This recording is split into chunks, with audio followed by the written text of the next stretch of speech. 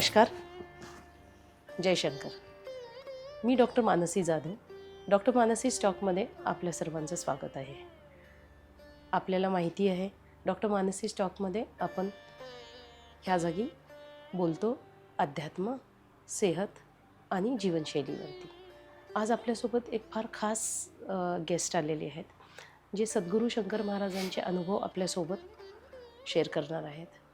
श्री सद्गुरू शंकर महाराजांचे त्यांचे कैक अनुभव आहेत, जे आपल्याला ते प्रत्यक्ष आपल्या स्टुडिओमध्ये आज ते सांगतील. तत्पूर्वी मी त्यांना विनंती करेन की ते त्यांचं इंट्रोडक्शन द्यावं. नमस्कार महाराजजी. आपण आपलं इंट्रोडक्शन द्या आमच्या दर्शकांना. ओम नमो नारायण. ओम नमो नारायण. गुरुर्ब्रह्मा गुरुर्विष्णू गुरुर्देव महेश्वर गुरुर साक्षात परब्रह्म तस्मै श्री गुरुभ्यो नमः. अखंड मंडलाकारं व्याप्तं येन चराचरं तत्पदं दर्शितं येन तस्मै श्री गुरुभ्यो नमः. मी महंत डॉक्टर निर्मलगिरी महाराज, पंचदशनाम जुना आखाडा काशी ह्याच्याशी संलग्न आहे आणि जुना आखाड्यातून मी संन्यास दीक्षा, नागा संन्यासी म्हणून दीक्षा घेतलेली आहे. आणि आखाड्यामार्फत जे काय त्यांचे नियम आणि अटी असतील त्या नियमाप्रमाणे माझं आध्यात्मिक कार्य चालू आहे. समाजासाठी जे काय आहे ते ज्यावेळेला आपण संन्यास घेतो त्यावेळेला पूर्ण आपण समाजासाठी वाहून घेतलेले आणि ते कार्य आपलं नित्यक्रमाने चालू आहे. त्यांची साधना, उपासना, सनातन धर्माचा प्रसार प्रचार ह्या ज्या गोष्टी आहेत त्या आमच्या आखाड्यामार्फत होत आहेत. मला इथे एक आवर्जून दर्शकांना सांगायचं आहे की महंत श्री निर्मलगिरी महाराज हे पहिल्यांदाच सोशल मीडियावरती आलेले आहेत. बरोबर. आणि पुढे ते तुम्हाला सांगतील की जेव्हा आपण आपल्या पॉडकास्टसाठी त्यांना कॉन्टॅक्ट केला त्याच दिवशी त्यांना साधनेमध्ये पहिल्या रात्री मावतार बाबाजींचा आदेश आला, जे ते कित्येक वर्षापासून विचारत होते त्यांना की मी कधी माझं ज्ञानाबद्दल मी बोलेन बाहेर जाऊन सोशल मीडियावरती, या मी लोकांशी कधी त्याची चर्चा करेन. आणि आपलं नशीब इतकं चांगलं आहे की आपण ज्या दिवशी कॉन्टॅक्ट केला त्याच्या पहिल्या रात्रीच महाराजांना आज्ञा झाली होती मावतार बाबाजींकडनं की मी आता जाऊन लोकांना बोलू शकता तुमच्या ज्ञानाबद्दल. तर ह्यासाठी मी खूप खूप धन्यवाद करते मावतार बाबाजींचं पण आणि महाराज आपलं पण आणि शंकर महाराजांचं. जय शंकर. जय शंकर. पहिल्यांदा ह्या पॉडकास्टमध्ये मी तुमचा धन्यवाद मानतो. कारण बरेच दिवस झाले जी माझी पॉडकास्ट करायची इच्छा होती, जी, पण मला त्या पद्धतीचा गुरु आदेश नव्हता. त्याच्यामुळे मी ते पॉडकास्ट केलेलेच नव्हते. पण काही दिवसापूर्वी माझे जे सद्गुरू आहेत महाअवतार बाबाजी, बऱ्याच लोकांना त्यांच्याबद्दल माहिती आहे महाअवतार बाबाजी कोण आहेत. तर एक दिवशी त्यांच्यासमोर साधनेमध्ये बसल्यानंतर मी त्यांना विनंती केली, म्हटलं की बाबाजी मला माझे जे एक्सपिरियन्स आहेत, मला माझं अध्यात्म काय आहे हे मला लोकांच्यापर्यंत शेअर करायचं आहे आणि जोपर्यंत तुम्ही आदेश देत नाही तोपर्यंत हे काही शक्य नाही आहे. आणि आता तरी तुम्ही मला हे कार्य करण्यासाठी तुम्ही मला ती परमिशन द्यावी, असे मी त्यांना त्या साधनेमध्ये माझ्या विनंती केली. आणि योगायोग बघा की हे मी त्यांना रिक्वेस्ट केली आणि दुसऱ्या दिवशी तुमचा कॉल आला. आणि म्हणजे एका अर्थाने असं म्हणायला काही हरकत नाही आहे की बाबाजींनी आणि आपणाला ती परमिशन दिली. बाबाजींचे धन्यवाद मानले. मी तुम्हाला लगेच म्हणलो की मी तुम्हाला थोड्या वेळात फोन करतो. मी लगेच काय तुम्हाला होकार दिला नाही. परत बाबाजींना परत एकदा विचारलं, परत त्यांची परमिशन घेतली आणि मी होकार दिला आणि आज आपण इथे स्टुडिओमध्ये आहोत. ते नशीब. धन्यवाद. आणि हो, कारण मी बरेच दिवस झालं माझी तळमळ चालू आहे की बाबा आपलं अध्यात्म आहे, आपण ह्या अध्यात्मामध्ये पुढे येतोय. पण ते महाराजांचं असेल किंवा इतर आम्हाला ज्या अनुभूती मिळाल्या, कारण ज्ञान हे दिल्यानं वाढतं. अगदी बरोबर आहे ना. अगदी. कारण आपण जर कोणाला काही आपण शेअर केलं नाही, कोणाला माहिती दिली नाही, ज्ञान दिलं नाही, तर ते आपल्यापुरतं मर्यादित ठेवून काही त्याचा उपयोग नाही. आणि म्हणून बाबाजींच्याकडे बरेच दिवस विनंती करत होतो आणि ते आपल्याला फलप्राप्ती आज झालेली आहे. आता तसं बघायला गेलं तर माझा आणि अध्यात्माचा पूर्वीचा काही असा फार असा विशेष काय संबंध नव्हता. अच्छा. कारण मी बाय प्रोफेशन डॉक्टर. डॉक्टर आणि टिपिकल प्रोफेशनल बिझनेसमॅन. बिझनेसमॅन. कारण माझ्या ॲग्रो इंडस्ट्री होती, अच्छा. आयुर्वेदिक मेडिसिनची नाशिकला फॅक्टरी आहे अच्छा. आणि क्लिनिकही माझं होतं, ज्याच्यामध्ये मी कायरोप्रॅक्टिक तुम्हाला माहीत असेल, हां chiropractic. ॲक्युप्रेशर, कायरोप्रॅक्टिक वगैरे हे माझ्या थेरपीज Yes. वेगवेगळ्या चालायच्या. त्याच्यामध्ये मी साऊंड हिलिंग तुम्हाला माहीत असेल, हो, माहिती. साऊंड हिलिंग केलेलं आहे. त्याच्यानंतर आपलं प्राणिक हिलिंग वगैरे हे अच्छा. पण हेही माझं झालेलं आहे. डिप्लोमा इन सायकोलॉजी माझं झालेलं अरे आहे, वा. डिप्लोमा इन मेडिकल हिप्नोसिस अच्छा. हेही झालेले आहेत. असे बरेच म्हणजे इतक्या शिक्षण, साऱ्या डिग्री आहेत सायन्स डॉक्टर. ग्रॅज्युएशन झाल्यानंतर पण हां. इतक्या सगळ्या आपण घेतल्या. आणि हे आपलं नित्यक्रम चाललेला होता. टार्गेट ओरिएंटेड काम करत होतो आपण. जी. म्हणजे बाबा एक ॲज अ प्रोफेशन म्हणून मला एक बाबा रोज आज इतका इन्कम माझ्यासाठी व्हायला पाहिजे, कारण आपण अगदी, प्रोफेशन डॉक्टर आहे. येस येस एक येस. आपण टार्गेट ठरवलेलं असतं प्रत्येक बरोबर आहे. गोष्टीचं. येस. माझे मेडिसिन एवढे गेले Yes. पाहिजेत, पेशंट एवढे आले हो, पाहिजे, बरोबर. पेशंटचा फ्लो वाढला पाहिजे. अगदी. ह्या गोष्टी चालू होत्या. पण मीन टाईममध्ये मला एक फेसबुकवरती सकाळी बसलो होतो आणि फेसबुकवरती मला संक्षिप्त गुरुचरित्राचा एक उल्लेख आला. अच्छा. हा, मी विचार केला की हे संक्षिप्त गुरुचरित्र काय आहे. आतापर्यंत आपण गुरुचरित्र नाव वाचलंय ऐकलेले. हां. आणि त्याचे नियम पण फार आहेत. कारण मी एकदा तसा मी कोल्हापूरचा मूळचा असल्यामुळे वाडीला माझं जाणं येणं भरपूर असायचं. अच्छा. मग त्याच्या नरसोबाची वाडी. नरसोबाच्या वाडीला, तिथून माझा बिझनेस जी फॅक्टरी वगैरे होती ती जयसिंगपूरलाच होती. अच्छा. त्याच्यामुळे प्रत्येक गुरुवारी जाणं वगैरे जाणं आमचं येणं रेग्युलर असेलच. राहायचं. हां. पण ते औपचारिक होतं, हो. म्हणजे असं टिपिकल अध्यात्म वगैरे असं काही नाही. हो. पण त्या मिन टाईममध्ये त्या गुरुचरित्र म्हटलं हे संक्षिप्त काय. आणि ज्यावेळेला ते बघितलं आणि त्या ज्यांनी ती पोस्ट टाकली होती त्यांना मी कॉल केला, तर ते म्हणाले, मुंबईची एक व्यक्ती होती, ते म्हणाले की सर 7 एक अध्याय फक्त आहेत, तुम्ही फार तर फार 15 ते 20 मिनिटामध्ये तुम्ही पूर्ण पुस्तक तुमचं वाचून होऊन जाईल. मी विचार केला आपल्या एवढ्या दगदगीच्या बिझी शेड्यूलमध्ये आपण मोठं तर गुरुचरित्र करणं शक्य नाही, ते नियम पाळणं शक्य नाही, कारण त्याचे नियम भरपूर आहेत. मग मी त्यांना पहिला माझा प्रश्न केला की बाबा तुम्ही हे गुरुचरित्र ह्याला काही नियम आहेत का. तर त्यांनी सांगितलं ह्याला नियम कुठलेही नाही आहेत, फक्त तुम्ही स्नान करून वाचायला बसा. बाकीचं तर बेसिक असतात, नॉनव्हेज खाणं नाही वगैरे, ह्या बेसिक गोष्टी असतात त्याप्रमाणे ते मी ते मान्य केलं. आणि त्यांना त्यांच्याकडून PDF मागवून घेतली.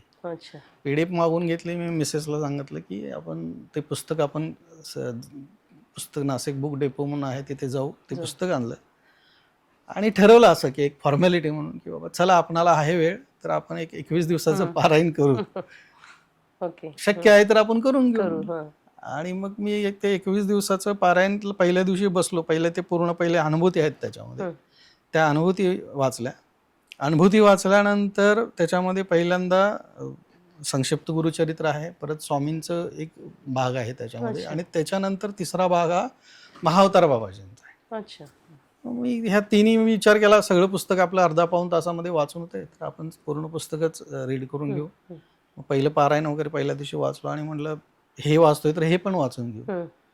आणि त्याच्यासोबत मी ते महाअवतार बाबाजींचं पण वाचायला चालू केलं. पण 8 ते 15 दिवस झाले असतील आणि मधल्या पिरियडमध्ये मला फार छान असा अनुभूती यायला लागला. ते मला असं, मी दिवसभर क्लिनिकमध्ये गेलो, फॅक्टरीमध्ये गेलो की माझ्या डोक्यात एकच राहायचं की मला ते कधी जाईन आणि मी परत ते कधी वाचायला बसेल. म्हणजे ते पुस्तक माझ्या अध्यात्माला एंट्री करण्याचं एक निमित्त ठरलं. ते पुस्तक मी ज्या वेळेला वाचायला चालू केलं त्यावेळेला मला म्हटलं महाअवतार बाबाजी कोण आहेत हे मी वाचलं. तर त्याच्यामध्ये ते बरंच त्यांनी दिलेले, कसे प्रकट झाले, ते हवेतून भ्रमण कसे करायचे, त्यांनी शिष्यांना कुठं कुठे एकाच वेळेला अनेक ठिकाणी अनुभूती कशा दिल्या. तर ते बघितलं, म्हटलं आपणाला शोधावं लागेल. म्हटलं एक तर आपणाला म्हटलं दत्त महाराजांची तर आपणाला पूर्वीपासून ओढ आहेच, पण त्याच्यासोबत म्हटलं हे महाअवतार बाबाजी कोण आहेत हे आपणाला शोधावं लागेल म्हटलं. आणि मी एक दिवस संध्याकाळी झोपताना मनाला असं, म्हणजे झोपण्याच्या अगोदर मनाला प्रार्थना केली दत्त महाराजांना आणि महाअवतार बाबाजींना की आजपासून तुम्हीच माझे गुरु आहात आणि इथून पुढे जे काय मला मार्गदर्शन करायचं आहे ते तुम्ही करा. मला ह्या अध्यात्मामधलं काडीचंही काही माहीत नाही. आणि दुसऱ्या दिवशीपासून पारायण करायला चालू झालो. आणि माझी बघा, मावतार बाबाजींनी मला इतके त्या स्टेजमध्ये ॲटोमॅटिकली पुढे घेऊन गेले की मी वाचन झाल्यानंतर मी अचानकपणे साधनेला बसायला चालू केलं, अच्छा, ध्यानला बसायला चालू केलो. पण ध्यान कसं करायचं, मेडिटेशन काय आहे, माहिती. त्याच्या स्टेजेस काय आहेत, काहीही माहीत नाही. सकाळी उठून अचानक आसनावर उठायचं, अंथरुणावरून उठून हातपाय वगैरे स्वच्छ धुवायचे आणि ध्यानला लावून बसायचो. मग तो वेळ माझा समथिंग काहीतरी आपोआप ते ह्या क्रिया आपोआप चालू झाल्या. 4:20 4च्या आसपासच्या ह्या सगळ्या व्हायच्या, ब्रह्ममुहूर्ताच्या वेळेला व्हायच्या त्या. आणि मग त्याच्यानंतर मग हे माझं कंटिन्यू 6 महिने 7 महिने कंटिन्युएशन चालू राहिलं. मग मला सुगंध यायला लागले, वेगवेगळ्या कलर छटा दिसायला लागल्या. मग ते श्वास वाढायला लागला. मग मी थोडंसं भीती वाटायला लागली की बाबा हा श्वास का वाढतोय, कारण आपल्याला माहित आहे, आपण नंतर इन डिटेलमध्ये सगळं घेऊ की सूर्यनाडी, चंद्रनाडी, सुषुम्ना नाडी, सुषुम्ना नाडी काय आहे. आणि मावतार बाबाजींचा पूर्ण अभ्यास हा पूर्ण श्वासावरती आहे. श्वासावर. मग हे सगळं आपण नंतर चर्चा करूच, डिटेलमध्ये आपण ते घेऊ सगळं. आणि मग हे फक्त आपल्याला शॉर्टमध्ये महाराजांच्या पर्यंत मी कसं पोहोचलो हे मला आज सांगायचं आहे, पण हे सांगणं तितकंच गरजेचं आहे म्हणून मी ते घेतलं. मग ते वाचल्यानंतर त्या क्रिया चालू झाल्या आणि मग बाबाजींशी मी कनेक्टेड झालो. आणि दत्त महाराजांनी मला दर्शन दिलं आणि मावतार बाबाजींनी सुद्धा मला त्या साधनेमध्ये दर्शन दिले. अरे वा. तो ते दिव्य पूज त्यांचं असायचं, पण बाबाजींचं दर्शन दिलं त्यावेळेला त्यांचा छातीच्या वरचा भाग दिसत नाहीये, तिथे फक्त तो प्रकाशितच दिसतो. आणि बाकीचं तुमचं शरीर दिसेल. ते वर्णन वगैरे जे काय आहे ते फार डिस्क्रिप्टिव्ह आहे, आपण तो सविस्तर भाग आपण नंतर घेऊ. आणि त्याच्यामध्ये बाबाजींनी 18 महिन्यामध्ये माझे 3 शक्तिपात करून दिले. म्हणजे 18 महिन्यामध्ये ते 3 शक्तिपात केले. मी कुठलीही सद्गुरूंच्याकडे मी काही मागितलं नाही, फक्त जे म्हणतो ना आपण कीप प्रॅक्टिसिंग करत राहिलो आणि ते देत गेले. आणि मग एक दिवस माझ्या क्लिनिकमध्ये एक पेशंट आला होता. त्याच्या मिसेसचा प्रॉब्लेम होता. तो सगळीकडे फिरून आला, पण त्याला काय सोल्युशन कुठं मिळालं नाही. मग माझं व्हिजिटिंग कार्ड, म्हणजे आम्ही दोघं पार्टनरमध्ये एक क्लिनिक चालवतो.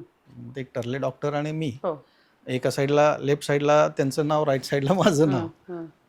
मग त्यांना काय, ते शंकर महाराजांचे भक्त, ते दुसरे डॉक्टर. हा नाही, ते दुसरं पेशंट शंकर महाराजांचे भक्त. ते त्यांच्या घरी मस्त शंकर महाराजांचा मोठाच्या मोठा फोटो आहे, रोज सिगरेट, चहा वगैरे सगळं नित्यच सेवा चालू आहे. मग त्यांनी महाराजांना प्रश्न केला की महाराज, मी ह्या दोघांच्या पैकी कुठे जाऊ तुम्ही सांगा, कुठल्या डॉक्टरांना कॉल करू. आणि त्यावेळेला त्यांनी माझ्या नावाला कॉल केला आणि म्हणे डॉक्टर असं आहे, मिसेसला घेऊन मी पेशंट मी आहे क्लिनिकमध्ये, या म्हटलं. मग त्यांच्याशी सगळे हिस्ट्री वगैरे केस स्टडी केला. आणि त्यांना ज्या वेळेला चेक केलं त्यावेळेला मी त्यांना सरळ आणि स्पष्ट भाषेमध्ये बोललो, कारण माझ्या रूममध्ये बाबाजींचा फोटो लावलेला होता. मी बाबाजींच्याकडे माझी नजर गेल्यानंतर मला काही गोष्टी क्लिक झाल्या की म्हटलं हे मेडिकल इश्यू नाही आहे, म्हटलं तुमचा हा विषय थोडासा डिफरंट आहे आणि मला नाही वाटत की हे पेशंट तुमचं जास्त दिवस हे राहील वगैरे. पण आपल्या पद्धतीनं आपण मेडिसिन्स आणि ट्रीटमेंट करू. महाराजांना तुम्ही, बाबाजींना मी रिक्वेस्ट करतो.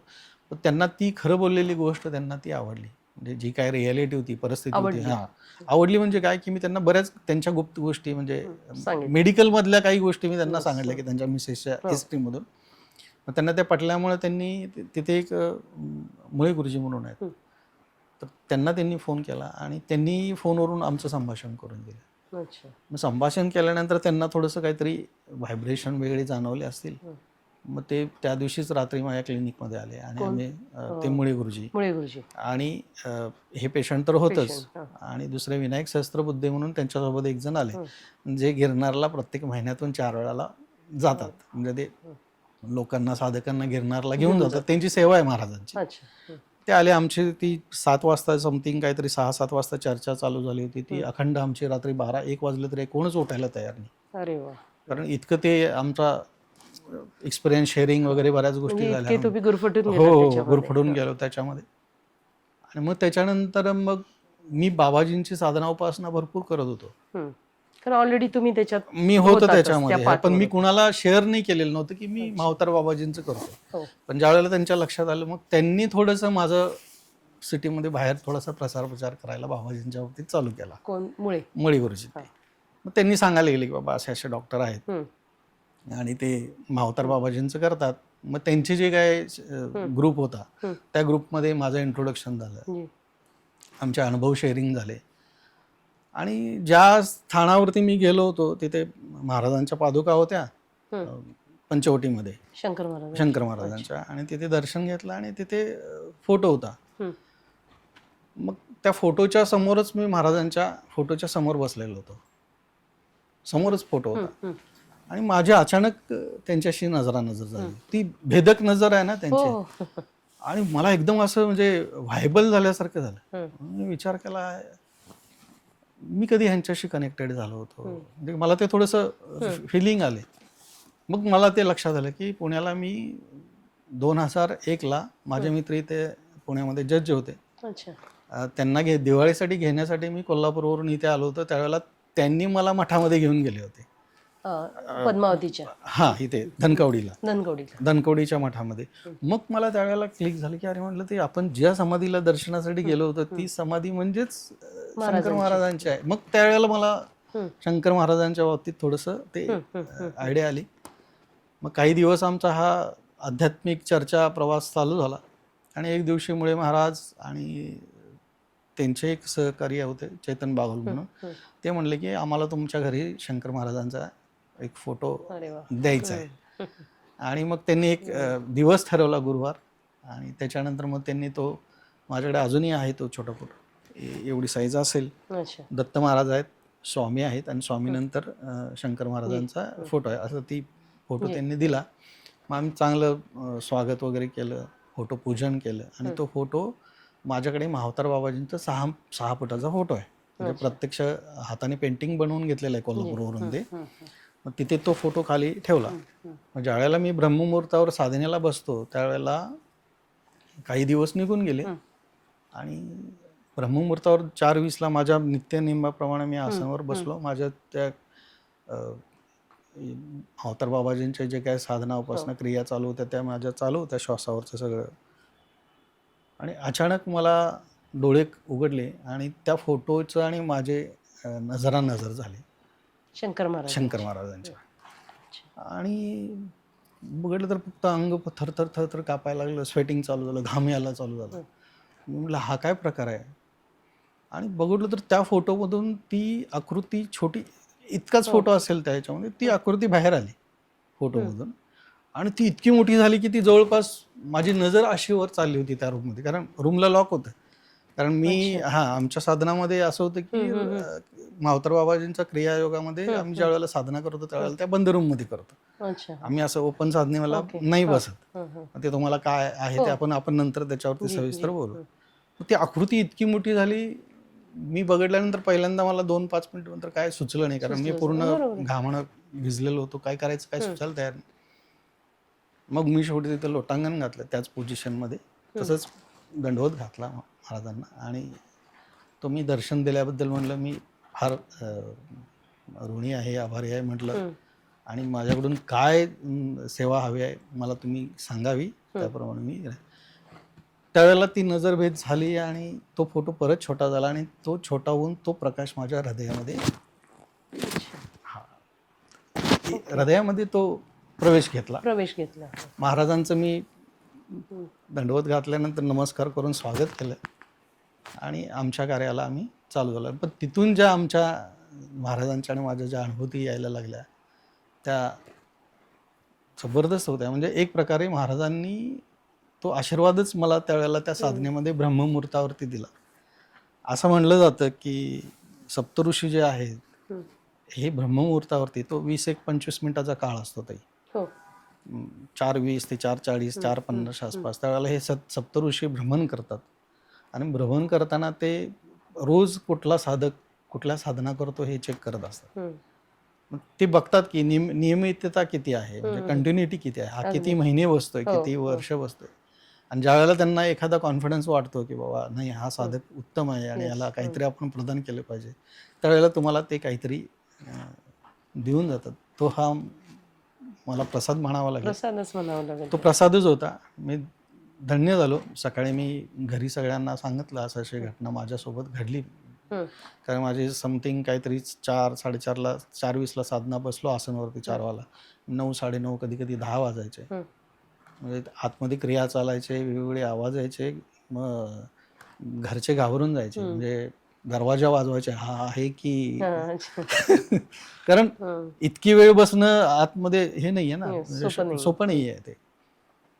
मग ह्यातून मग ते मावता बाबाजींनी मला महाराजांशी कनेक्टेड करून दिलं, स्वामींशी कनेक्टेड करून दिले. मग हे अशा करत करत असताना मला बऱ्याच अनुभूती मिळाल्या. त्यातली एक अनुभूती तुम्हाला सांगावीशी वाटते की कोल्हापूरला माझं घर आहे. हं, आई वडील तिथे राहतात हं. आणि आमच्या शेजारी पाटीलबाई म्हणून आईची मैत्रीण आहे. अच्छा.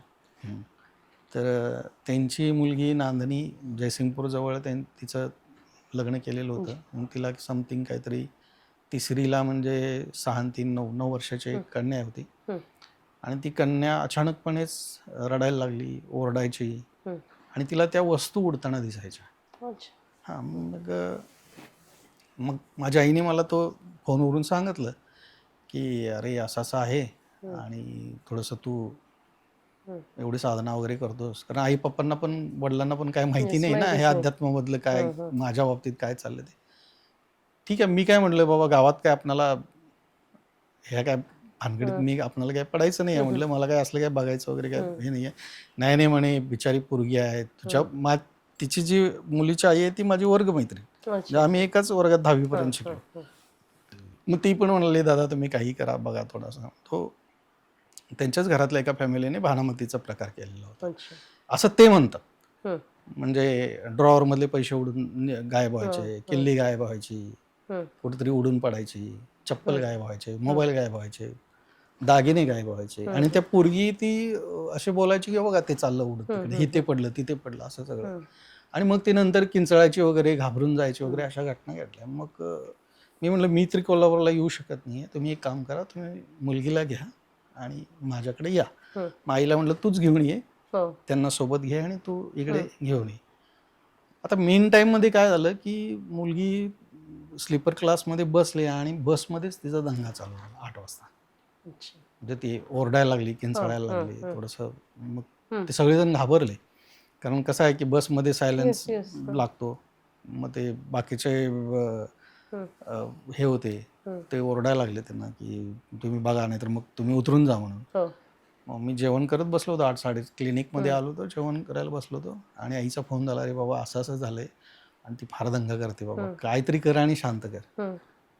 मग मी ते जेवणचं ताट तसंच बाजूला ठेवलं आणि मग साधनेच्या रूममध्ये घेऊन ध्यानला बसलो आणि महाराजांना आणि बाबाजींना विनंती केली, दत्त महाराजांना की शंकर महाराजांना की आता हे मूल आहे म्हटलं लहान, तमाशा नको आहे आपल्याला कुठे, कारण हे चुकीचं आहे. बरोबर. आणि तुम्ही काहीही करा आणि तुम्ही तिच्यासोबत राहा आणि तुम्ही तिला सुखरूपपणे इथे घेऊन या. विथिन 10 सेकंडमध्ये 10 मिनिट 10-15 मिनिटं झाले असेल, मी परत कॉल केला तर ती झोपून गेली होती. हा सूक्ष्म याच्यामध्ये आपण तो बरोबर आहे. त्यांना एक विनंती केली, आपण ह्याच्यापेक्षा वेगळं काही करू शकत नव्हतं त्यावेळेला. त्यांना विनंती केल्यानंतर मग ही घटना घडली. मी 15 मिनिटांनी आईचा फोन आला की ती झोपले म्हणून. मग सकाळी 6-6:30ला घरी आले. त्यावेळेला तिनं ते रूममध्ये देवाच्या रूममध्ये पूजा चालली होती, मिसेस पूजा करत होते. म्हणे हे तर म्हणे माझ्यासोबत होते रात्री. म्हणे कोण? हे दाढीवाले बाबा. अच्छा. हा दत्त महाराज होते, बाबाजी होते. मग आम्ही त्यांच्याशी गप्पा मारल्या. मी शंकर महाराजांच्या मांडीवर झोपून आले म्हटलं इथपर्यंत. किती आश्चर्य. ही घडलेली सत्य घटना आहे आणि आजही ती मुलगी आता 10वीला आहे. अच्छा. हा, ती आहे कोल्हापूरला नांदणीमध्ये, तिचं गावी असते, हुशार आहे. आणि मग त्यांनी मला सांगितलं की बाळ तू काही काळजी करू नकोस, आम्ही तुझ्यासोबत आहे, इथून पुढे तुझ्यासोबत राहू. मग त्यांनी गप्पा मारल्या, बऱ्याच गोष्टी चर्चा झाल्या. ते म्हणले मी त्यांच्यासोबत पाळण्यावर बसले, मला कुठं कुठं घेऊन फिरलेत महाराज. हा सगळं असे सूक्ष्म याच्यामध्ये झोपेमध्ये तिला ते सगळं दिसत होतं. हा एक मोठा आश्चर्याचा भागच आहे ना. मग मी महाराजांना धन्यवाद मानले. मग त्याच्यानंतर पण बरेच वेळेला शंकर महाराज तिच्यासोबत गप्पा मारायचे, तिच्याबरोबर खेळायचे. अच्छा. हां, मग आता बघा तिचा हा प्रकार थोडासा बंद झाला. हम्म. म्हणजे ती घाबरणं, ओरडणं वगैरे हम्म. बंद झालं. कारण आता स्वतः महाराजच महाराजच सोबत आहेत ना सोबत त्यांच्या. म्हणलं, हां. मग महाराजांनी गेम पलटी केला त्यांचा. हम्म. जी व्यक्ती त्यांच्यावरती जे काय Yes. क्रिया करत होती. चुकीच्या करत होते ना, तर त्या मुलगीला महाराजांनी सांगितलं की तू हे ह्या पद्धतीने करा आणि तुझ्या घरावरती ठेव. हम्म. आणि ह्या वस्तू जर अशा झाल्यात तर समजायचं की हे झाले. आणि त्या मुलगीनं आई वडिलांना सांगितलं आणि त्याप्रमाणे ते महाराजांनी जे काही करायला सांगितलं होतं त्याप्रमाणे त्यांनी ते करून सगळ्यांनी मिळून रात्री ते स्लॅबवरती रात्री ठेवलेलं होतं. सकाळी जाऊन बघितले तर त्यातल्या काही वस्तू गायब झाल्या होत्या. अच्छा. मग त्याच्यानंतर यांचा ठाम हे झाला की बाबा कोणीतरी आपल्यावरती काहीतरी चालू आहे. हं. आणि इन शॉर्टमध्ये बघा की त्या मुलगीचे मिस्टरांचे म्हणजे मुलगीच्या वडिलांची आत्या हं. तिथेच बाजूला राहायला होते. अच्छा. आणि त्यांनी हे प्रॉपर्टीच्या ह्याच्यामधून सगळा कारभार केलेलं होतं. आणि ती इन शॉर्टमध्ये तिला अटॅक आला. बरेच तिचे सगळ्या उलथापालथ चालू झाल्या. महाराजांची एंट्री झाल्यावर मग काय? प्रश्नच नाही आहे ना. हं. आणि आपण ज्या वेळेला महाराजांना हाक मारली त्यावेळेला आपण आपल्या ती तळमळ होती, श्रद्धा होती, भाव होता तो. त्या तळमळीने त्यांना विनंती केली होती की हे तुम्ही बघा. अगदी. आणि त्या पद्धतीने झालं. आणि ती मुलगी बऱ्याच वेळेला येतात. मग महाराजांचे भजनं आत्ता सुद्धा म्हणतात घरी. तिथं त्यांच्या घरी. हो, नित्य चालू कारण असतं. शेवटी ती श्रद्धा बसली. बसलेले आहे. मग महाराजांची मूर्ती किंवा फोटो त्यांनी स्थापित केला छान. घरी. आणि मग त्यांना मग त्यांचं आता नित्यसेवा महाराजांची तिथे चालू आहे. हे असे छोटे छोटे अनुभव आहेत. एक मुलगी होती क्लिनिकमध्ये आली होती ॲज अ पेशंट म्हणून माझ्याकडे. पिरियडचा प्रॉब्लेम होता तिला. ओके. आणि कंटिन्यू ब्लिडिंग म्हणजे नॉनस्टॉप. अच्छा. म्हणजे भरपूर ट्रीटमेंट घेतल्या, काही झालं? भरपूर मुंबईला दाखवलं, नाशिकमध्ये बऱ्याच लोकांना दाखवलं, डॉक्टरांना दाखवलं. डॉक्टर म्हणाले नॉट पॉसिबल, काहीच होऊ शकत नाही आहे आणि तुम्ही पेशंटला घेऊन जा म्हणलं. कारण त्यांनी ते ब्लड चढवण्याचं बऱ्याच गोष्टी प्रॉब्लेम केला. कारण ते सेल्सच तयार होत नव्हते. त्याच्यामुळे मग हतबल झाले. आणि मग आमच्याकडे माझे मिसेस गजानन महाराजांची भक्त आहे. अच्छा. हां, ते त्यांचं प्रेम गजानन महाराजांच्यावर अतिम आहे. छान. खरं अध्यात्म थोडंसं डिटेलमध्ये ज्या वेळेला आपण बोलू त्यावेळेला आपण सांगू. महाराजांचं आहेच तसं. महाराजांच्या आमच्याकडे गजानन महाराजांच्या पादुकाही आलेल्या आहेत शेगावरून. अरे वा. आणि मग त्यांचे ते दुसऱ्यानीस म्हणून मी गुरुबंधू होते मिसेसचे. त्यांनी त्यांना रेफर केलं. ते माझ्याकडे आले ॲज अ पेशंट म्हणून. आणि काय डोंट नो, महाराजांचा फोटो क्लिनिकमध्ये लावलेला होता, बाबाजींचा फोटो क्लिनिकमध्ये लावला होता. आणि मी त्या मुलगीकडे, लहान मुलं आहे, कॉलेजला जात होती, इंजिनिअरिंगचा डिप्लोमाला होती, फर्स्ट इयरला का सेकंड इयरला. आणि मला बघितल्यानंतर ती एकदम अशी व्हायबल झाली. म्हणजे एकदम रडायला लागली, व्हायब्रेशन चालू झाले. मग मी महाराजांच्याकडे आणि बाबाजींच्या फोटोकडे बघितल्यानंतर म्हटलं हा विषय काहीतरी थोडासा वेगळा वाटतोय. आणि मग त्यावेळेला मी बाकीचं काय बोललो नाही, थोडासा स्पर्श वगैरे केला. नंतर थोड्या वेळाने ती शांत झाली. आणि शांत झाल्यानंतर मग तिला काही मेडिसिन्स वगैरे, पतंजलीचे मेडिसिन्स आपण, कारण मी ड्रगलेस थेरपी करतो. आपणाला ॲलोपॅथीशिवाय बाकीच्या गोष्टींशी काय देत नाही आहे. मग मी काही मेडिसिन्स रक्तवाढीचे वगैरे दिले. आणि महाराजांना आणि बाबाजींना विनंती केली. म्हटलं लहान मुलं आहे, म्हटलं इतक्या लहान वयात, म्हटलं हे या गोष्टी ठीक आहे, त्याच्या मागच्या जन्मातला काहीतरी कर्मभोग असेल, काही गोष्टी असतील, तर म्हटलं तुम्ही तिला ह्यातून बाहेर काढा. आणि तिचा जो काय तो डॉक्टरांनी जो पिरियड दिलेला होता 3 दिवसाचा 4 दिवसाचा, तो पास होऊन गेला. आज ती मुलगी पुण्यामध्ये जॉब करते. अरे वा. आणि शंकर महाराजांची ती असीम भक्त आहे. आता काही जास्त आमचं व्याप वाढला, माझ्या साधना वाढल्या. आणि मी मधल्या 5 वर्ष माझ्या काही मी ह्याच्यातून बाहेर आलो. कारण मला काय झालं की चर्चा भरपूर व्हायच्या, पण त्याचा परिणाम माझ्या साधनेवरती व्हायला लागला. हो, मी असं ऐकलं तुम्ही मी कुठल्याच सगळं होतं पूर्वी. म्हणजे लोकांचे प्रश्न वगैरे सोडून, हा, हे 5-7 वर्षापूर्वी व्हायचं सगळं. पण मी स्वतःला त्यातून अलिप्त केलं. कारण काय व्हायला लागलं की लोक ज्या वेळेला एकत्र येतात ना ताई, त्यावेळेला आपला उद्देश काय आहे हा विसरून जातात. तो भरकटतो आपण त्या उद्देशापासून. ती लोक भरकुटून चालले, हं, त्यांच्यामध्ये काही बिझनेस डिलिगेशन्स Yes. व्हायला लागल्या, परस्पर भेटीगाठी व्हायला लागल्या, हं. आणि उद्या उठून बाबा हा महाराजांच्यामुळे हे सगळं झालं, तर त्यावेळेला मी महाराज नव्हतो. हं. बरोबर, ग्रस्त हा ह्याच्यात. गृहस्थामध्ये सगळं चाललेलं होतं. मग उद्या मला कुठलं त्याचं हे नको म्हणून मी बरोबर आहे. 5 वर्षापूर्वी हे सगळं बंद करून टाकलं. हं. आणि मी भलं, माझी साधना भली, आणि त्याच्यातून जे मला काही प्रचिती मिळाली ते मी आज आपल्या इथे तुमच्या सोबत आहे. मग त्याचे एक्सपिरियन्स जबरदस्त आहेत. हं. हिमालयात मी वर्षातून 2-3 वेळेला साधनेला जातो. बाबाजी बऱ्याच ठिकाणावरून घेऊन दिलेत. हं. बाबाजींनी मला गुफेच्या जिथं बाबाजींची गुफा आहे तिथे एक छोटंसं मला साधनेसाठी स्थान दिलेलं आहे. मी ज्या वेळेला तिथे जाईन त्यावेळेला तिथे साधनेला घेतलं जातं. तिथून हेडाकान बाबाजींची जी गुफा आहे तिथे मी साधना केलेली आहे हिमालयामध्ये. हे कधीची गोष्ट आहे? हे आत्ता 4 वर्षापूर्वी मधल्या घटना आहेत वर्षापासून. सगळ्या. आणि त्याच्यानंतर सीताराम बाबाजी तुम्ही नाव ऐकून माहित हो, असेल. नर्मदेच्या किनारी जे हा, आहे. त्यांची एक गुफा आहे अच्छा, तिथं पण. वृद्ध जागेश्वरला एक आहे जिथे अच्छा. त्यांनी साधना केली. हं. तर ते इतकं भयानक जंगल आहे. आम्ही गेलो होतो तिथे साधनेला. मग हे सीताराम बाबा वेगळे ते आता हा, ते तिथले हिमालयातले हे नाही, हे जुने अच्छा, सीताराम बाबा, दुसरे सीताराम सीताराम बाबा होते. तर त्यांची ती इतकं जंगल इतकं घनदाट आहे ताई की तिथे दिवसा सुद्धा सूर्यप्रकाश पडत नाही. अच्छा. अशा स्थानावरती आम्ही, त्यांचे जे शिष्य होते ते आम्हाला खाली घेऊन गेले होते. अच्छा. ते जवळपास खाली उतारा हा 3 ते 4 किलोमीटरचा आहे. अच्छा. आणि ते रोज सकाळी ते इतका मोठा पितळेचा तांब्याचा हंडा घेऊन ते पाणी घ्यायला जायचे खाली, आणि तो तितका वर चढायचा. पण तिथे तो सूर्यप्रकाश न मिळाल्यामुळे तिथे मॉइश्चर तयार होत आहे हो. आणि पानामध्ये ते जळू तयार होतात. हो.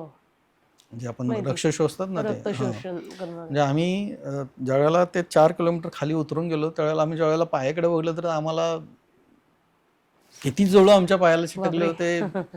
विचार करण्याच्या पलीकडे होतं ते. काय बोलता?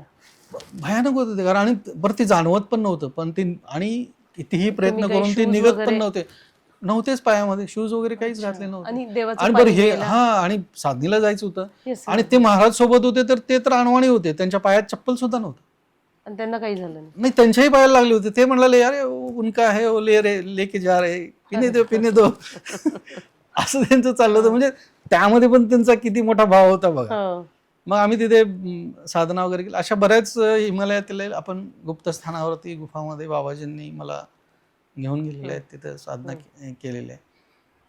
तिथं आता महाराज भेटले का कधी, शंकर महाराज कुठे हिमालयामध्ये? हिमालयामध्ये? हिमालयामध्ये महाराजांचं अस्तित्व आम्हाला बऱ्याच वेळेला जाणवलं आहे. कारण महाराजांचं आणि मावतार बाबाजींचं फार मोठं नातं आहे.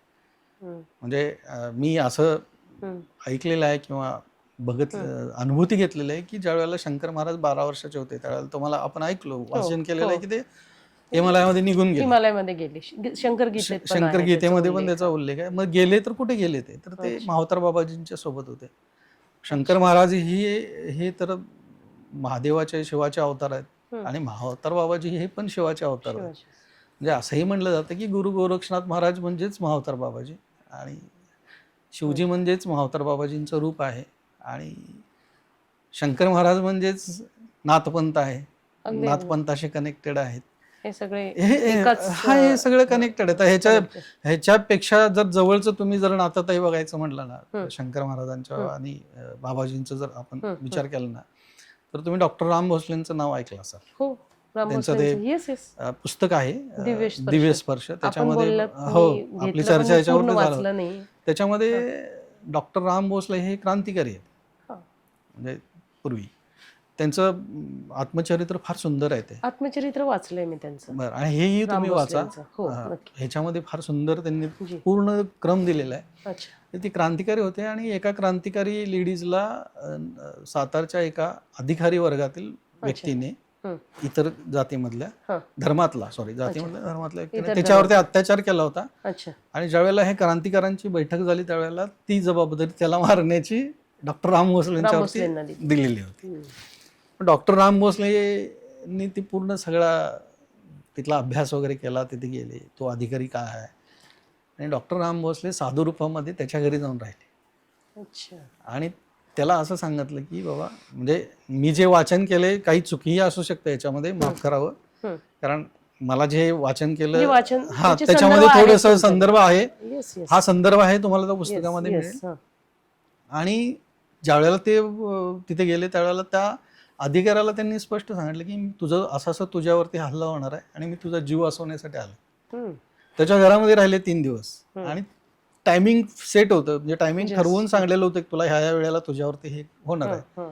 आणि बरोबर त्यावेळेला डॉक्टरांनी त्याच्यावरती हल्ला केला आणि त्याला मारून टाकलं आणि तिथून साधू रूपामध्ये ते घोड्यावर बसून भ्रमण करत करत करत साताऱ्यातून आले कात्रजच्या जंगलामध्ये. कात्रजच्या जंगलामध्ये आल्यानंतर त्यांना जाणवलं की बाबा आपल्या पाठीमागून हे सगळे इंग्रज येत आहेत. मग त्यावेळेला इंग्रजांचा काळ होता तो. इंग्रज येत आहेत म्हटल्यानंतर त्यांनी घोडा तिथेच सोडून दिला आणि ते मग जंगलातून पायवाटेने निघाले. पाय उठून निघताना त्यांना त्यांचा पाय घसरला आणि ते एका झोपडीत जाऊन वरून पडले ते खाली झोपडीमध्ये. तर त्यावेळेला एक म्हणजे महाराजच बसलेले होते, दिव्य रूप होतं आणि ती त्यांची तो योग होता तो भेटीचा त्यावेळेचा. आणि मग त्यावेळेला मी अरे ये तुझीच मी वाट बघत होतो, तुझ्यावरती आता तू थोडंसं तुझं जीवन आता धोक्यात आहे, तू एक काम कर, तू इथून निघून जा, हिमालयात निघून जातो. मग हिमालयात कुठे जाऊ, तुला तुझा मार्ग मिळेल.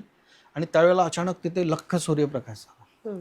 लख्ख सूर्यप्रकाश झाला आणि तिथून तोपर्यंत ते इंग्रज त्या झोपडीपर्यंत पोहोचले. आणि त्यावेळेला त्यांनी महाराजांना विचारलं की असं ही व्यक्ती हा एक माणूस असं खून केलेला आहे आणि इथे आला होता का? तर म्हणले नाही, बघा तुम्ही चेक करा. डॉक्टर राम भोसले तर महाराजांच्या बाजूलाच बसलेले होते, पण त्या इंग्रजांना ते दिसले नाही. त्यांना अदृश्य करून दिलं. तेवढी ताकद महाराजांच्याकडे होती. आणि मग ते महाराजांनी त्यांना हिमालयामध्ये पाठवलं. हिमालयामध्ये पाठवल्यानंतर ते डॉक्टर राम भोसले गेले बद्रीनाथकडे. त्या ट्रॅकला तिकडे निघून गेले. हिमालयामध्ये गेल्यानंतर मग बद्रीनाथमध्ये एका आश्रममध्ये गेल्यानंतर तिथे त्यांनी काही दिवस काढले. आणि त्यावेळेला एक तरुण व्यक्ती डॉक्टरांच्याकडे गेला, राम भोसलेंच्याकडे, आणि त्यांनी सांगितलं की तू इथे जास्त वेळ थांबू नकोस, कारण तुला इथेपर्यंत तुझा शोध घेत इथपर्यंत इंग्रजी येतात, पोहोचतायत म्हणाले. तू इथून निघ आणि अशा ठिकाणी. तर ती व्यक्ती कोण होती तुम्हाला माहिती आहे का? तर ती व्यक्ती होती आपले हे निमकरोली बाबा. म्हणजे माहुतार बाबाजींचे निकटवर्तीय म्हणजे शिष्यगणामध्ये मग निमकरोली बाबा जे आहेत, त्याच्यानंतर आदिशंकराचार्य आहेत, त्याच्यानंतर संत कबीर आहेत.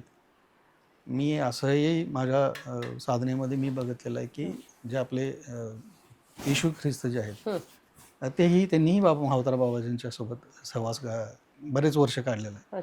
म्हणजे ते तरुणपणामध्ये पण त्यांनी बाबाजींशी त्यांचं कनेक्शन होतं.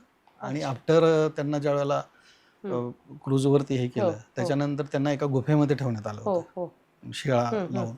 त्यानंतर काही लोक त्यांचे शिष्य बघायला ज्या वेळेला गेले त्यावेळेला ते शरीर त्यांचं तिथून गायब होतं. तर ते तिथून ते परत जेवण होऊन माहुतार बाबाजींच्या सोबत जम्मू काश्मीरमध्ये हिमालयामध्ये होते ते. आता मी ह्या 15 दिवसापूर्वी काहीतरी वाचण्यात आलं की त्यांना ज्या कापडामध्ये गुंडाळलेलं होतं त्याच्यामध्ये भारतीय म्हणजे आपल्या हिंदुस्थानाचे DNA सापडले. ही रियालिटी आहे, आत्ताचा विषय हा. म्हणजे ह्या 1-2 महिन्यापूर्वी ते युट्यूब फेसबुकला ज्या कपड्यामध्ये गुंडाळ हे केलेलं होतं. म्हणजे आपल्या भाषेमध्ये आपण त्यांना ते कापडाने हे करतो ना, आणि ते उचलून शरीर त्या शिळेवरती आतमध्ये त्या गुफेमध्ये ठेवलं होतं ना. त्यावेळेला ते जे कापड त्यांना जे सापडलं त्या कापडामध्ये भारतीय DNA त्यांना सापडले. म्हणजे तो इन शॉर्टमध्ये माहुतार बाबाजींचा आणि त्यांचा कनेक्शन्स हे आहेतच. आणि मग ह्या पद्धतीने हे सगळं चालू झालं. आणि मीन टाईममध्ये दीपावळीची वेळ असेल, आपले एक मित्र आहेत त्यांच्या घरी महाराजांचा कार्यक्रम होता. आणि मी आवर्जून उल्लेख करेन की नाशिकमध्ये तुम्ही आलात तर बर्वे काकांची कधी भेट घेतली का तुम्ही? नाही. त्यांचे कधी दर्शन घेतलं का? नाही घेतलं, पण आता इच्छा झाली. नाही, तुम्ही नाशिकमध्ये आलात की आवर्जून माझ्याकडे या. नक्कीच, मी त्यांच्याकडे तुम्हाला घेऊन जातो आवर्जून. ते एक असं व्यक्तिमत्व आहे की शंकर महाराजांनी त्यांना प्रत्यक्ष दर्शन दिलेलं आहे. अरे वा. शंकर महाराज त्यांच्याशी फेस टू फेस बोलतात. नाही चर्चा वगैरे होते, हो. करत होते पूर्वी. हो. आणि ज्यावेळेला ते आध्यात्मिक प्रवासामध्ये होते हं. त्यावेळेला बर्वे काकांना महाराजांनी विचारलं तुला काय पाहिजे. बरं. त्यावेळेला बर्वे काका म्हणले की मला तुम्ही आहात. हं. महाराज म्हणले की मी मिळवणं इतकं सोपं नाही आहे, म्हणजे मला तू स्वीकारणं इतकं सोपं नाही आहे, त्याच्यापेक्षा तू घर माग, हं. प्रॉपर्टी माग, पैसा माग, अजून काय तुला जे हवंय ते माग, जी. मी तुला द्यायला तयार आहे. पण बर्वे काकांनी एकच सांगितलं की मला तुम्ही आहात. हं. मला स्वीकारणं इतकं सोपं नाही आहे, तुला सगळं सहन करावं लागेल, हं. तुझं आयुष्य सगळं पूर्ण खडतर जीवन जाईल. आणि तथास्तु महाराजांनी काकांना आशीर्वाद दिला. आज काका सुद्धा अष्टवक्र आहेत. अच्छा. हो, अष्टवक्र आहेत. अष्टवक्र आहेत. आणि ते नाशिकला राहतात. ते नाशिकला राहतात. अच्छा. आणि नाशिकमध्ये शंकर महाराजांचं नाव जर घेतलं तर माझ्या मते, म्हणजे मी एक अभ्यासू व्यक्ती आहे, जी जी. असं सहजासहजी आपण कुठलीही गोष्ट ऍक्सेप्ट नाही करत. कारण ज्यावेळेला आपण हे प्रोफेशन सगळं सोडलं, ह्या सगळ्या गोष्टींची पडताळणी केल्याशिवाय आपण कुठे हे करत नाही. पण ती एक दिव्य व्यक्ती आज नाशिकमध्ये आहे. आणि मला असं सर्वांना सांगायचं आहे की कधी योग आला तर हो, सर्वांना सांगायचं आहे की कधी योग आला तर बर्वे काकांचं तुम्ही दर्शन घ्या. बर्वे काका राहतात कुठं? इंदिरानगरमध्ये राहतात. इंदिरानगर. हो, इंदिरानगरमध्ये राहतात. आणि तुम्ही म्हणजे त्यांना ज्या वेळेला प्रत्यक्ष बघितल्यानंतर त्यांचं जे हास्य आहे, त्यांची जी बोलण्याची शैली आहे, म्हणजे पूर्ण ते महाराजांच्या ह्याच्याप्रमाणे आहे. आणि त्यांच्या अनुभूती एकरूपच झाले. आणि त्याप्रमाणे म्हणजे प्रत्यक्ष महाराजच त्यांच्यामध्ये विलीन झाल्यातला तो प्रकार आहे. आणि मगाशी जे मी तुम्हाला सिक्वेन्स सांगितला, तर त्यांनी त्या कार्यक्रमामध्ये बर्वे काकांनी माझ्या मिसेसला कन्या मानलं, मानसकन्या मानलं. आणि मी त्या अर्थाने जावाई झालो त्यांचा. बरोबर. म्हणजे ज्यावेळेला मी संसार ह्याच्यामध्ये होतो त्यावेळेला, मग त्यावेळेला काकांनी मला माझ्या कानात त्यावेळेला त्या भाव अवस्था म्हणून त्या भाव अवस्थेमध्ये मला सांगितलं की तुला काहीतरी द्यायचं आहे. आणि म्हटलं स्वागत आहे म्हटलं. आणि म्हणजे बाबाजींचा आशीर्वाद म्हणायला हरकत नाही. आणि परत हा सिक्वेन्स बर्वे काकांचा. आणि तो प्रसाद मला जो प्रकाशरूपी जो फोटोतून तो जो मिळाला, त्याचं जास्त श्रेय हे बर्वे काकांना जातं. कारण तो मला प्रसाद म्हणून मिळालेला विषय आहे तो. त्याच्यावरून बऱ्याच वेळेला आमचं अष्टमीला वगैरे मार्गदर्शन असायचं लोकांना. आपण बर्वे काकांनी त्या दिवशी तुम्हाला काहीतरी द्यायचंय म्हणले, तेव्हा काय? त्यावेळेला त्यांनी ते कानामध्ये सांगितलं आणि डोक्यावर ते हात ठेवला आणि त्यांना जे द्यायचं होतं ते त्यांनी देऊन टाकलं. म्हणजे ही एक मोठी घटना आहे. आणि बघा, एखाद्या अध्यात्मामध्ये ज्या वेळेला आपण येतो ना, त्यावेळेला हे आपणाला आपोआप प्राप्त होत जातं. फक्त आपलं कर्म चांगली पाहिजे. अगदी संचित कर्म पाहिजे, प्रारब्ध चांगलं पाहिजे. आणि तुम्ही जी सेवा करताना ती मनापासून पाहिजे, समर्पणाची भावना पाहिजे आपल्याला त्या ठिकाणी.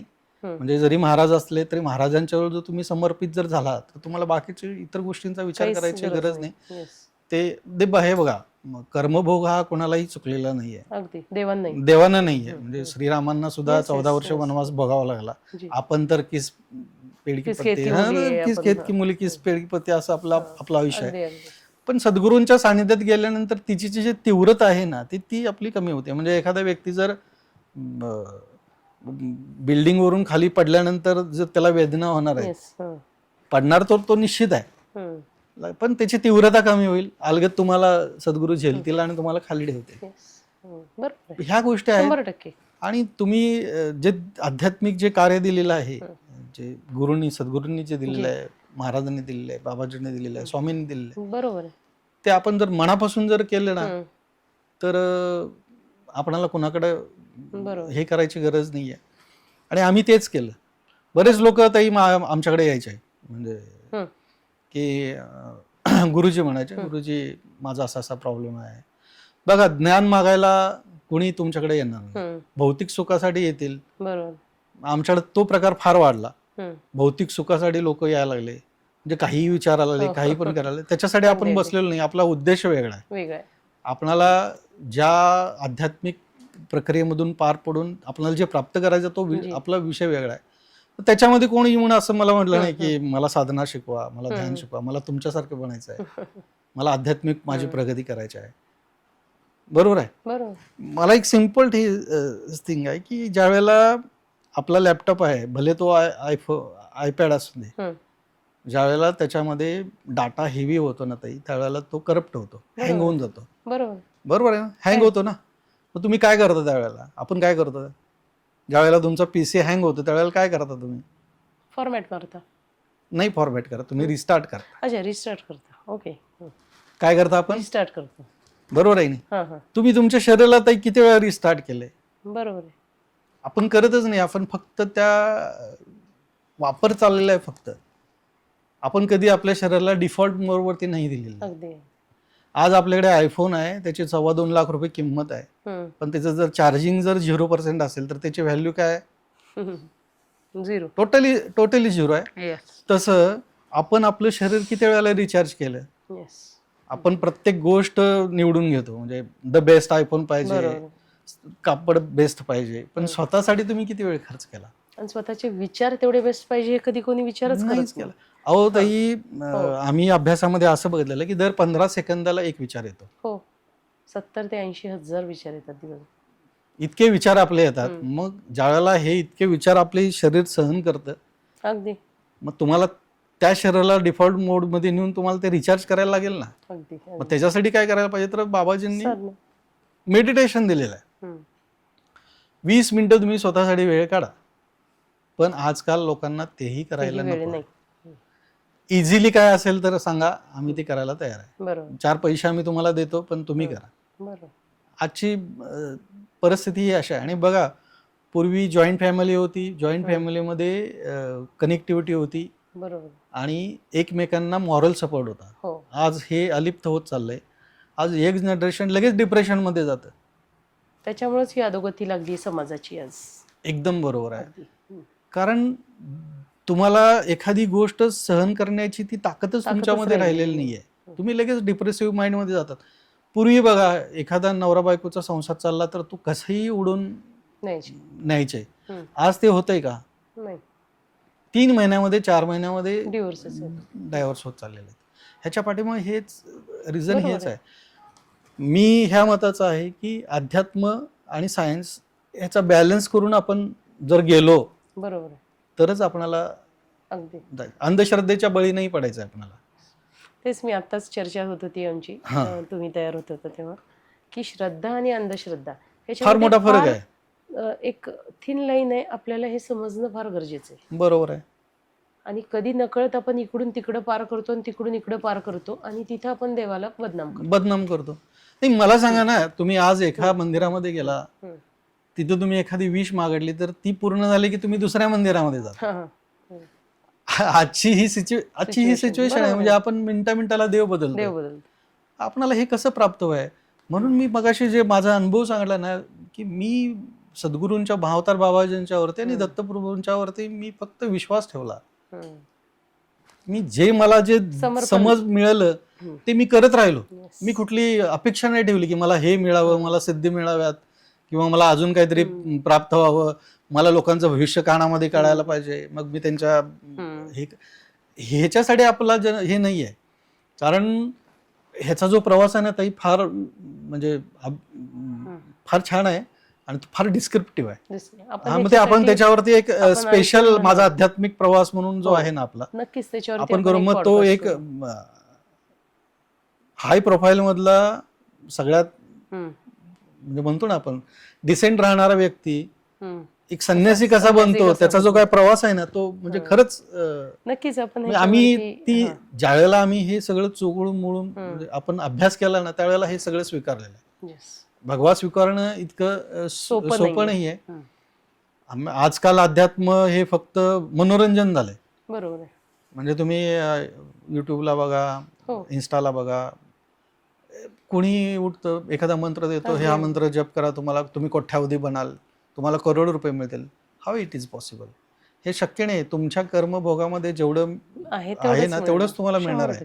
आणि मग आपण काय करतो, त्याच्या पाठीमागे लागतो ना, आणि मग आपण व्हायबल व्हायला चालू होतो. आपल्याला ते नाही झालं ना, की मग आपण डिस्टर्ब व्हायला लागतो, आपण डिप्रेसिव्ह माइंडमध्ये जायला लागतो. नकोच आहे ना. करोना काळामध्ये ना तुमचं 4,000 मध्ये पण घर चाललंच. अगदी अगदी.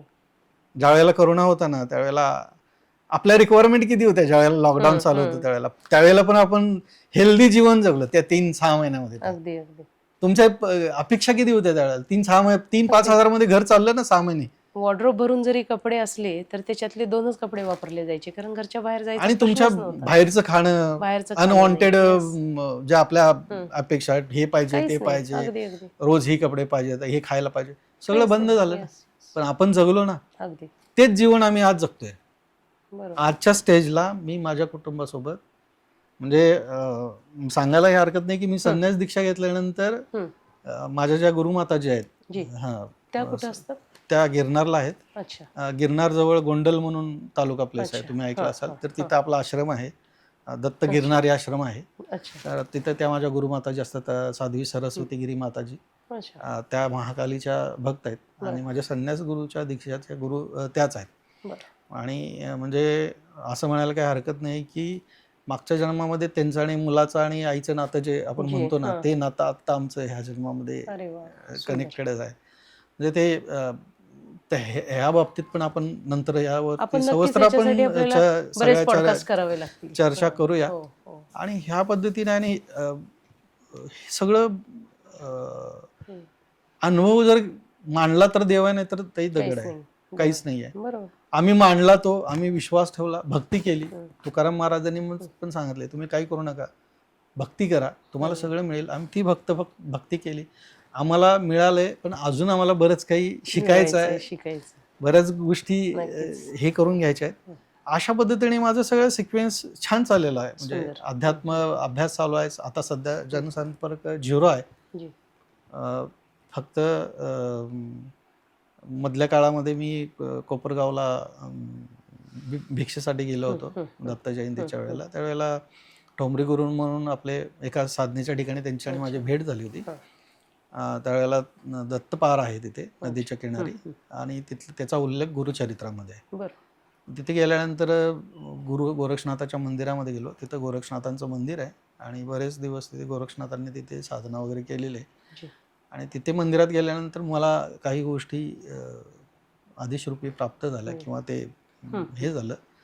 आणि त्यावेळेला मला सांगितलं की बाबा तू मूळ माझे नाथपंथीयच मी आहे, जरी आखाड्यातून मी जरी दीक्षा घेतली असेल संन्यास, मूळ जे माझा जो अभ्यास आहे आणि जे माझे कार्य आहे ते सगळे नाथपंथातून आहे. आणि त्यावेळेला त्यांनी तो आदेश सांगितलं, मला आदेश दिला की बाबा तू इथे ध्वनी प्रज्वलित कर. आणि आज 1.5 वर्ष झाले अखंड ध्वनी तिथे प्रज्वलित आहे. आता ती वर्षानुवर्षे ते तिथे अखंड प्रज्वलित राहील. आज त्या ध्वनीचं जर कधी योग आला तर तुम्ही कोपरगावला जा, आपले दर्शक जे ऐकतात हो त्यांना तुम्ही सांगू शकता ती ध्वनी कुठे आहे. ती ध्वनी दत्तपाराला, दत्त मंदिराच्या बाजूलाच गोरक्षनाथांचं मंदिर आहे, तिथे ती ध्वनी आहे.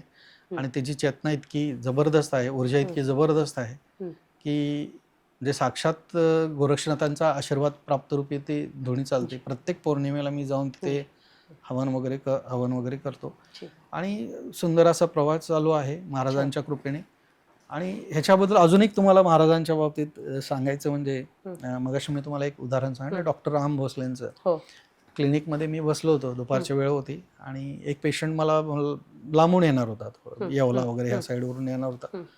म्हणे तुम्ही डॉक्टर तुम्ही थोडा वेळ थांबा, मी इन शॉर्टमध्ये येतो. मग मी विचार काय केला, दुपारच्या वेळेला 1-1:30ची वेळ होती, घरी जाऊन जेवण करून येण्यापेक्षा म्हटलं हे पेशंट आपण करू 2-3 आणि मग आपण घरी जाऊ. आणि मीन टाईममध्ये मी चेअरवर बसलो आणि तिथेच मला ध्यानमध्ये गेलो किंवा ते हे झालं. आणि तिथे डॉक्टर राम भोसलेंनी मला सूक्ष्म रूपामध्ये दर्शन दिलं. मग त्यावेळेला आमचं ज्यावेळेला ते कम्युनिकेशन चालू होतं त्यावेळेला मी कायरोप्रॅक्टर, ॲक्युप्रेशर वगैरे ते मसाज थेरपिस्ट मीही करत होतो. पण मला काही त्यांनी हिंट्स दिल्या की काही गोष्टी ह्या पद्धतीने कर, तू असं कर, हे कर, ते कर. कारण ज्यावेळेला मी ते त्यांचं पुस्तक ज्यावेळेला ते वाचलं होतं ना, ते मी त्या ह्याच्यामध्ये इतका इन्व्हॉल्व्ह झालो होतो ना की मला असं जाणवत होतं, कारण शेवटी माझे सद्गुरू तेच आहेत, त्यांचे सद्गुरू तेच आहेत, त्यामुळे ती एक बॉन्डिंग तयार झालं. आणि असं वाटायचं अंतर्मनातून की बाबा माझे सूक्ष्म रूपामध्ये कधीतरी डॉक्टर राम भोसलेंची भेट झाली तर आनंदच होईल.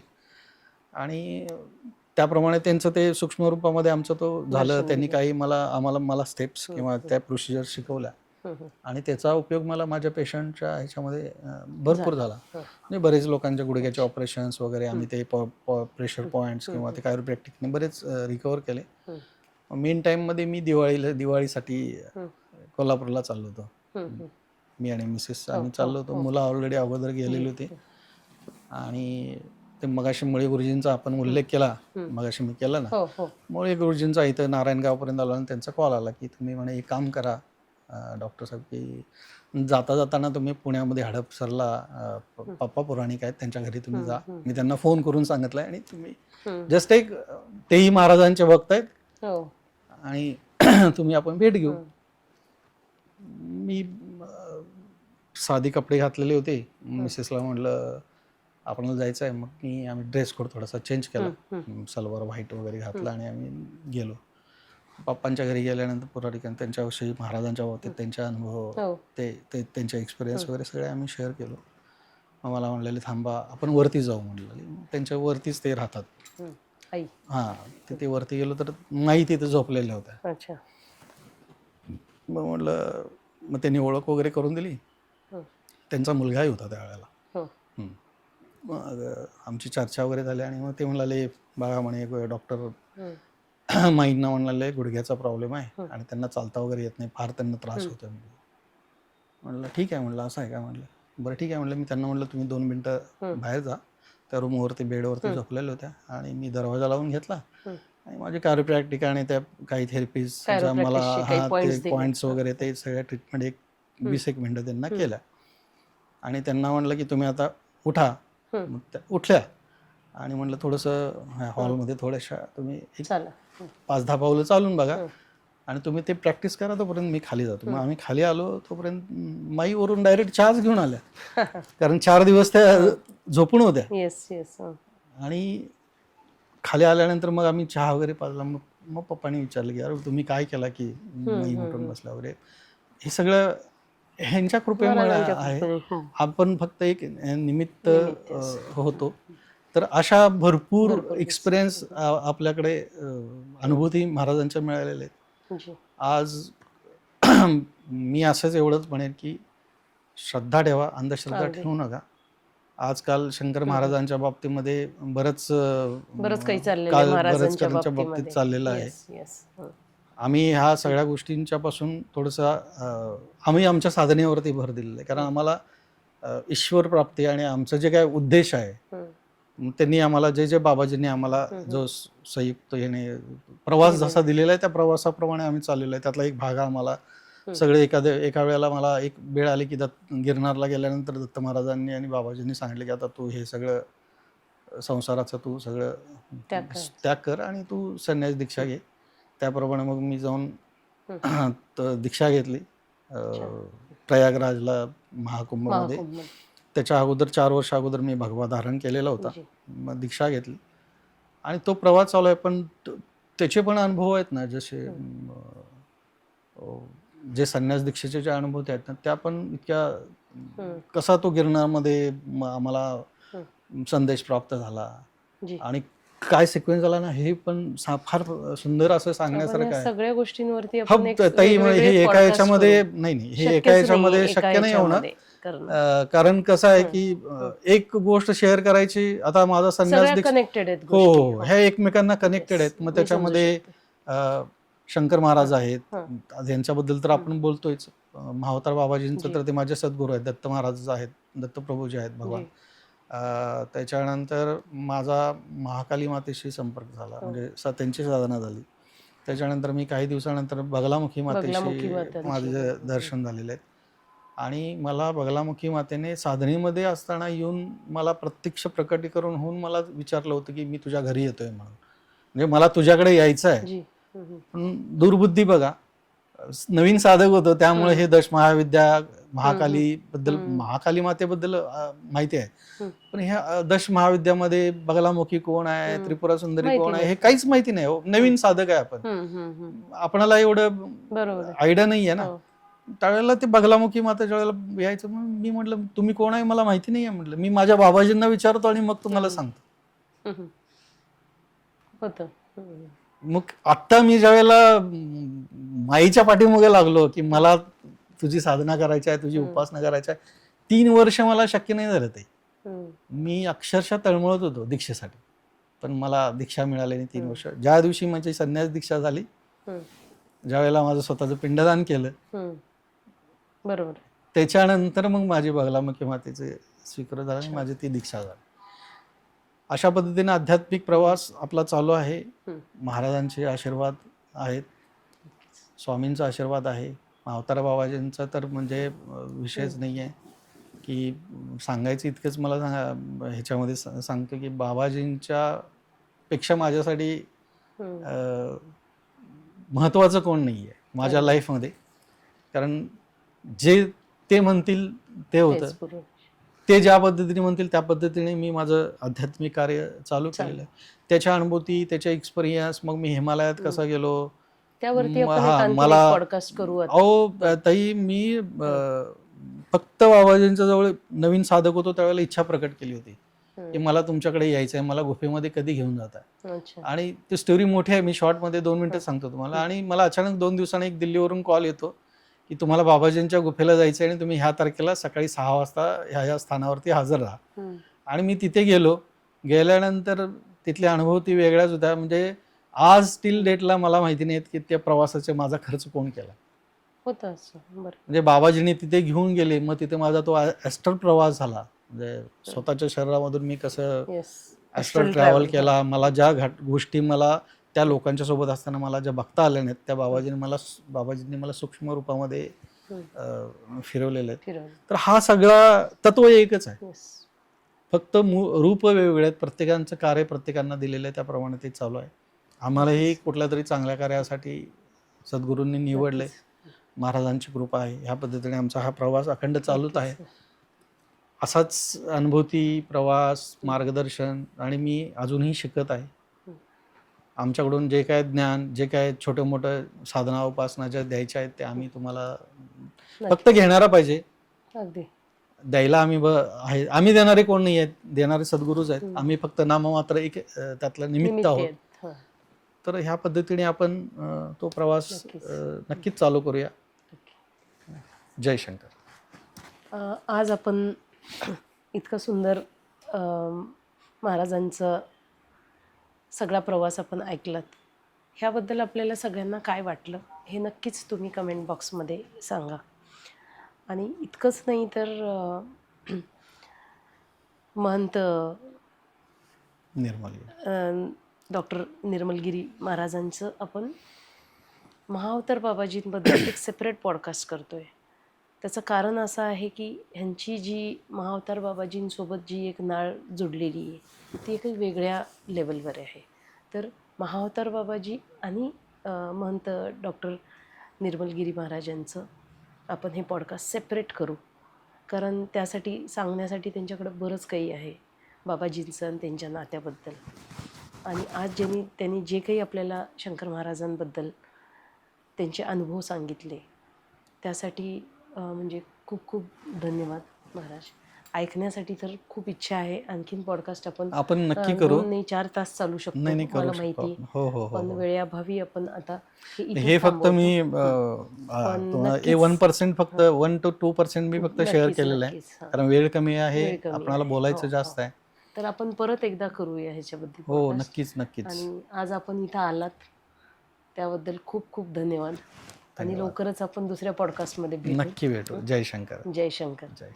जय शंकर.